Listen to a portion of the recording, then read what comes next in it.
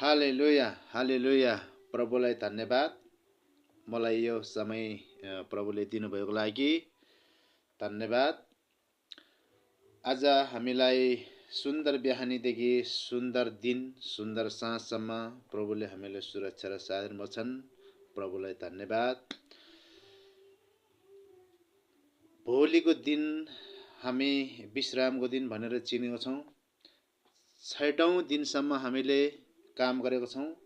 7औं दिनमा चाहिँ परमेश्वरले विश्राम लिएको छौँ। त्यसैले हामी भोलिको दिनलाई चाहिँ विश्रामको दिन भनेर चिन्ने गर्छौँ। त्यस कारणले हामी प्रभुलाई महिमा गर्नको लागि सेवा सङ्गति गर्दछौँ।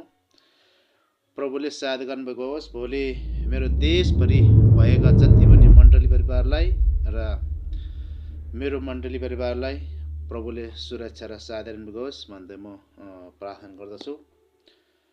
आज गाउनेछौँ 28 नम्बरको कोरसलाई गाएर प्रभुलाई महिमा गर्नेछौँ। हालेलुया।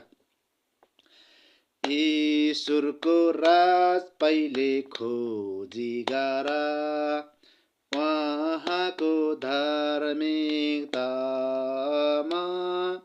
सबै थोक तिमीलाई थाबिनेछ। आमेन हालेलु हालेलुया हालेलुया आमेन हालेलु हालेलुया।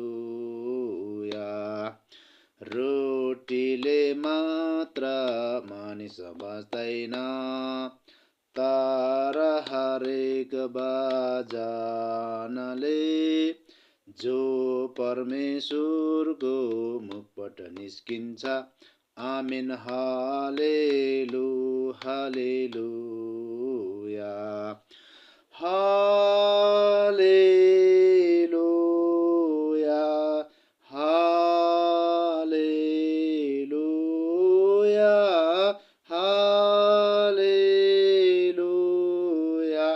आमेन हालेलु हालेलुया। माका त तिमीलाई दिनेछ, खोज्दा भेटाउनेछौँ। घस घजौ ढोगा उगारिनेछ। आमेन हालेलु हालेलुया हालेलुया आमेन हालेलु हाले